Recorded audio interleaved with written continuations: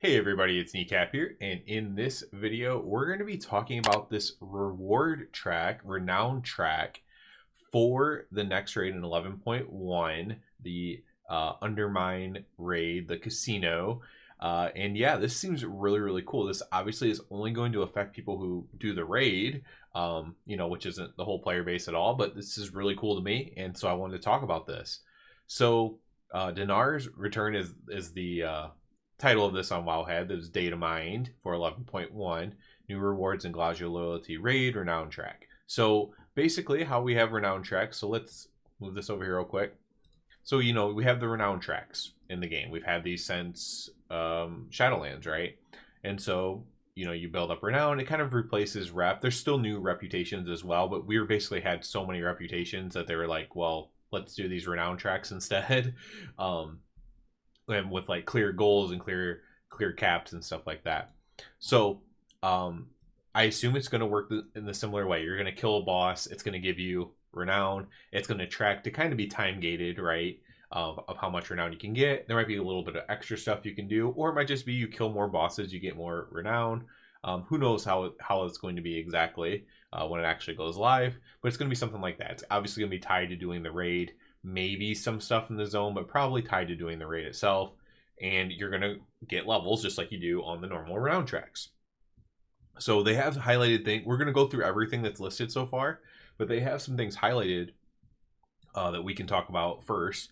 Renew the raid Renown track, if I could speak, seems to contain sackage, damage, and healing buffs. So this is very similar to what we have now, right? It goes up to 18%. This one also goes up to 18%. It's like 1, 2, 3, 4, 5, 6 levels. So it's likely 3% per level of Renown. And so just from doing the raid, you're going to get these Renowns, and you're going to get up to the max damage. And it'll probably be similarly time gated to how this first raid was, right? With the same max damage. So that max damage thing still exists. It just now exists on Renown track instead of having to loot the fineries and stuff like that. You'll get it this way. Chance of free augment runes. This is actually really cool because a lot of people don't have augment runes outside of the very top end players and the very top end guilds. A lot of people are not using augment runes all the time. Basically, for me, even personally, right? I wait until there's one that's purchasable, a reusable one, and I buy that, of course. But I don't buy augment runes. The raid skip. So apparently, maybe instead of doing a quest, you get Renown and then you get the raid skip, which is actually kind of cool.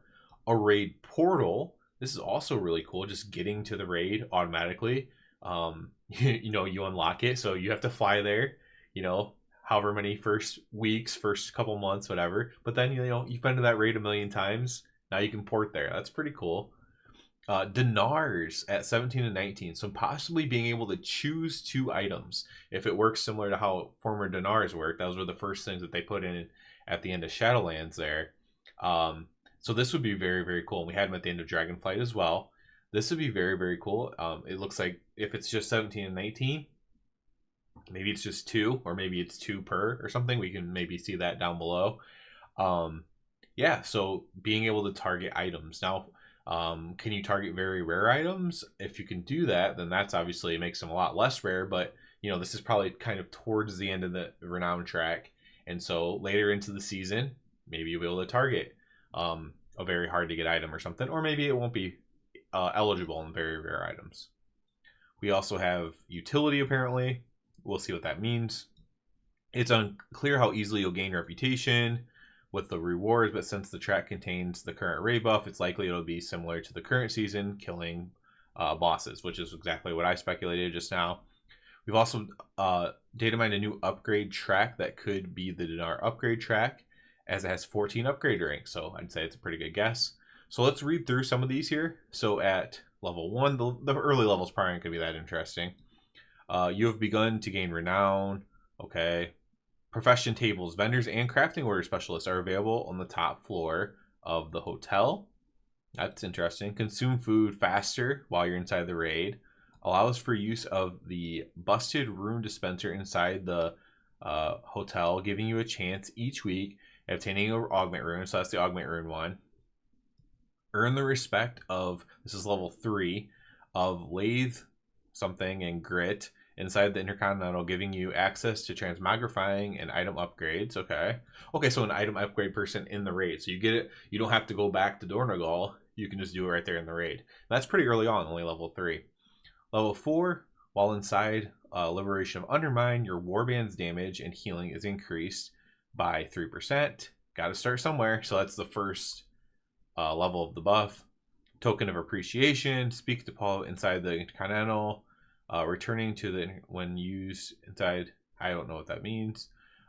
Fixer Upper, gain clearance to use various Fixer Upper stations within the raid, allowing you to repair your items. So random repair items places won't have to drop as many bots. Gain 10 move, or at level 6, we're gonna gain 10% movement speed inside the raid while out of combat. So to get to and from places, right? Wake up. Use the cartel jumper cables to dust yourself off outside of combat, resurrecting with 10% HP. You got a city to burn. So this makes it seem like after a wipe you can just you don't have to have battle res, right? Or you don't have to have like a soul stone or anything. That's what that tells me. So you just res up, and then you like a healer can just press res and res everybody, or everyone can just use this maybe. That's kind of interesting. Which is good, right? So this is one of the things people complain about with WoW in the raids. Like this is something I hear, from like Asmongold or something, right? That you have to have a warlock and it's waste time. You have to run back.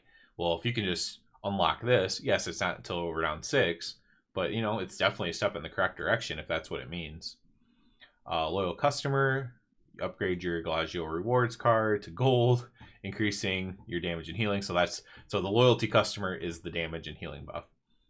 Top player privilege on level 8. After defeating one of the bosses, I guess, chauffeur will give you a package to easy entry into Glagio's back rooms. So it's like a mini skip, maybe like a mini raid skip, maybe skipping a bunch of trash or something, maybe early bosses as well.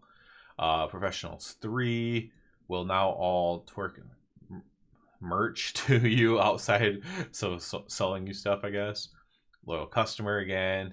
Let's go down to the bottom because there's a lot of these, and some of them might be really cool. But you would think maybe it looks like it goes up to 20. So yeah, 19 was towards the end, what we talked about earlier. Outdoors are open. Gain the ability to teleport to Liberation of Undermine whenever you want, because when you're here, your family, a family that spends money. That's awesome. Okay, so that's the teleport to. Okay, you can just teleport to the raid once you're to the max Renown. So yeah, once you've been in here enough, once you've done the raid enough, you can just teleport. Running the tables, your legendary run at the Glagio has earned you the title High Roller. Now, if only there were a place to spend all that gold. Wait a second. Is there like going to be like a casino thing or something, or it says title unlocked? But the way they say that, only if there's a way to spend all that gold. I wonder if there's going to be like some kind of casino thing they're adding to this. That would be crazy, by the way. Like where you can bet gold. Oh, I don't know if I like that or not, because people.